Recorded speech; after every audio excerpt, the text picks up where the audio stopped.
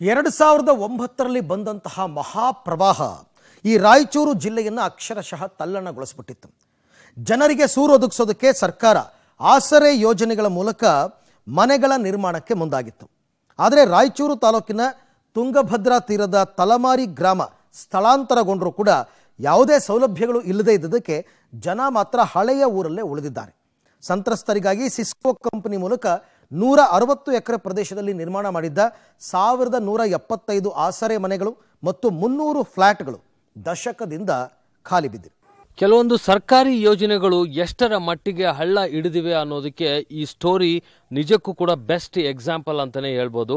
2009ರಲ್ಲಿ ರಾಯಚೂರು ಜಿಲ್ಲೆಯಲ್ಲಿ ಆದಂಥ ಮಹಾಪ್ರವಾಹ ಏನಿದೆ, ಆ ಪ್ರವಾಹದ ಸಂದರ್ಭದಲ್ಲಿ ಸಾಕಷ್ಟು ಜನ ತಮ್ಮ ಸೂರುಗಳನ್ನು ಕಳೆದುಕೊಂಡ್ರು, ತಮ್ಮ ಜೀವನವನ್ನೇ ಕಳೆದುಕೊಂಡ್ರು, ಜೀವಗಳನ್ನು ಕೂಡ ಕಳೆದುಕೊಂಡ್ರು. ಆ ಸಂದರ್ಭದಲ್ಲಿ ಸರ್ಕಾರ ಸಾಕಷ್ಟು ಆಸರೆ ಮನೆಗಳನ್ನು ನಿರ್ಮಾಣ ಮಾಡಿತ್ತು. ಆದರೆ ಅದೊಂದು ರೀತಿಯ ಅವೈಜ್ಞಾನಿಕ ಅಂತಲೋ ಅಥವಾ ಸರಿಯಾದ ರೀತಿಯಲ್ಲಿ ಸಮರ್ಪಕವಾದ ರೀತಿಯಲ್ಲಿ ಮನೆಗಳನ್ನು ನಿರ್ಮಾಣ ಮಾಡದ ಹಿನ್ನೆಲೆ ಅಲ್ಲಿ ಆಸರೆ ಮನೆಗಳಲ್ಲಿ ಜನ ವಾಸ ಮಾಡ್ತಾ ಇಲ್ಲ. ನಾವೀಗ ರಾಯಚೂರು ತಾಲೂಕಿನ ತಲೆಮಾರಿ ಗ್ರಾಮದಲ್ಲಿರುವಂಥದ್ದು ಅಂದರೆ ಶಿಫ್ಟೆಡ್ ವಿಲೇಜ್ನಲ್ಲಿ ನಿಮಗೆ ತೋರಿಸ್ತಾ ಇದ್ವಿ. ಇದು ವಿಲೇಜ್ ಎಲ್ಲಿದೆ ಅಂತ ನೀವು ಪ್ರಶ್ನೆ ಮಾಡ್ಬೋದು. ಯಾಕೆಂದರೆ ಅಷ್ಟರ ಮಟ್ಟಿಗೆ ಇಲ್ಲಿನ ಪರಿಸ್ಥಿತಿ ಇದೆ.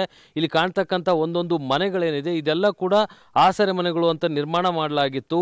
225 ಕೋಟಿ ವೆಚ್ಚದಲ್ಲಿ ಸುಮಾರು 160 ಎಕರೆಯಲ್ಲಿ ಇಲ್ಲೊಂದು ಗ್ರಾಮವನ್ನೇ ನಿರ್ಮಾಣ ಮಾಡಲಿಕ್ಕೆ ಆಗ ಸರ್ಕಾರ ಮುಂದಾಗಿತ್ತು. ಈ ರೀತಿ ಮನೆಗಳನ್ನು ನಿರ್ಮಾಣ ಮಾಡಲಾಗಿತ್ತು. ಈ ಒಂದು 160 ಎಕರೆ ಪ್ರದೇಶದಲ್ಲಿ 1475 ಮನೆಗಳು ಮತ್ತು ಪ್ಲಾಟ್ಗಳನ್ನು ಇಲ್ಲಿ ಸಿದ್ಧ ಮಾಡಲಾಗಿತ್ತು. ಇದರಲ್ಲಿ 1175 ಮನೆಗಳನ್ನು ನಿರ್ಮಾಣ ಮಾಡಲಾಗಿತ್ತು. ಆದರೆ ಈ ಮನೆಗಳಲ್ಲಿ ಕೇವಲ ಬೆರಳೆಣಿಕೆಯಷ್ಟು ಮನೆಗಳಲ್ಲಿ ಮಾತ್ರ ಜನ ವಾಸ ಮಾಡ್ತಾ ಇದ್ದಾರೆ.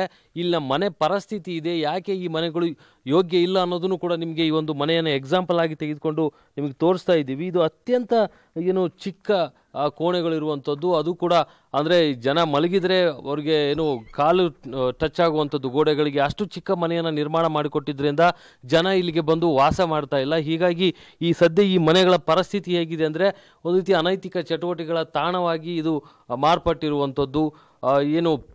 ನಿಜಕ್ಕೂ ಮದ್ಯ ವ್ಯಸನಿಗಳಿಗೆ ಒಂದು ಅಡುಗು ತಾಣ ಆಗಿ ಈ ಒಂದು ಮನೆಗಳು ಉಳಿದುಕೊಂಡಿರುವಂಥದ್ದು.